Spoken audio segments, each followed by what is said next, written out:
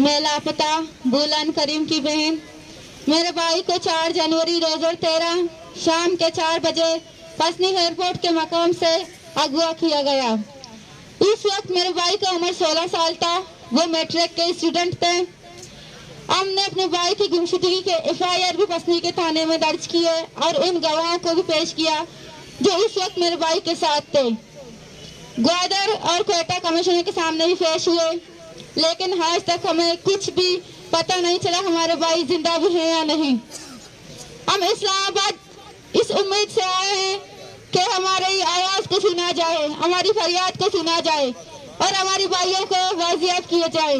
लेकिन यहाँ इस्लामाबाद में हमारी वेलकम कुछ इस तरह हुई कि हम पर लाठी चार्ज किया गया और हमें घसीट कर हमारे कपड़े फाड़ कर थाने में हमें डाला गया और फिर भी बगैर FIR के।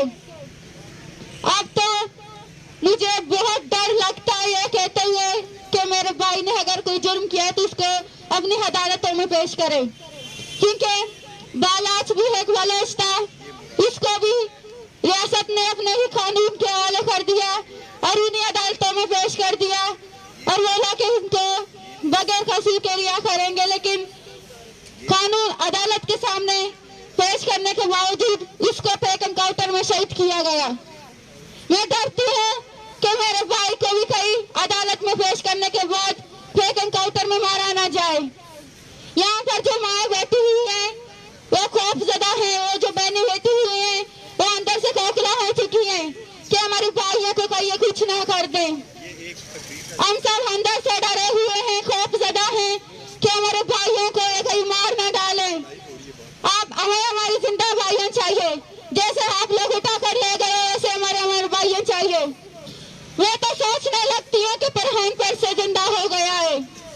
जो फरहान सदियों पहले खुद को खुदा समझता था और लोगों को पर जुल्म करता था, इससे भी बदतर फरहान पैदा हो गया जो लोगों पर शदीद जुल्म करता है, उन्हें बगैर कसूर के उठाया जाता है और उनकी लाशें उनकी फैमिली वालों को तोहफे की सूरत में सौंपा जाता है। हमें हमारे भाइयों की लाशें नहीं चाहिए। हम अपने भाइयों के जैसे आप लोग लेके गए वैसे हमें हमारे भाइयों चाहिए। और तो हो ये रियासत वाले एक फरहान मार्च से भी खौफजदा हैं। अगर तुम लोग इतना डरते हो तो हमारे भाइयों हमें लौटा दो, हम अपने भाइयों को मांगने आए हैं। ये इतना खौफजदा है कि इन लोगों ने हमारे स्पीकर को भी चुराया है। ये स्पीकर जो है ये बलोच नहीं है जो तुम लोगों ने इसको उठा कर ले गए, ये सिर्फ बलोच ही बोलता था। और ये जो पुलिस वाले हैं यहाँ पर सिक्योरिटी बंद कर रहे हैं, ये बोलते हैं हम तुम्हारी हिफाजत करने के लिए यहाँ पर खड़े हैं। तुम लोगों का काम है हमें प्रोटेक्ट करना। तुम हमें प्रोटेक्ट कर रहे हो या हमें मार रहे हो? अभी मैं दुकान से आई तो ये लोग मुझे चेकिंग करने लगे कि ये हमारा ड्यूटी है कि हम तुम लोगों को चेकिंग करें।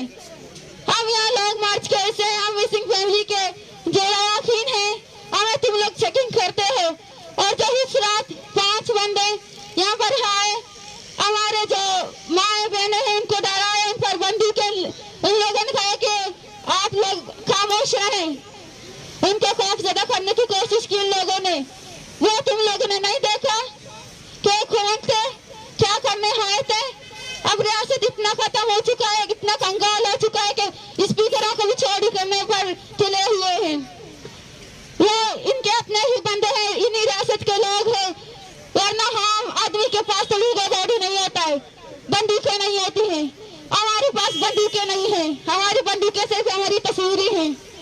मैं अब पाकिस्तान से बिल्कुल नाउम्मीद हो चुकी हूँ। मैं बाहर की इंटरनेशनल मुल्कों से यही दरख्वास्त करती हूँ कि हमारी भाइयाँ हमें छीन कर दें इनसे। हम अपने भाइयों को मांगने आए हैं। हम यहाँ पर नहीं हिलेंगे जब तक हमें हमारी भाइयों को वापस नहीं दोगे। मैं यही दरख्वास्त करती हूँ बाहर के इंटरनेशनल मुल्कों से कि बुलान करीम के साथ साथ बाकी जितने भी हमारे भाइयाँ हैं जिनको तुम उठा कर ले गए हो, उनको बाजियाब करो। Thank you.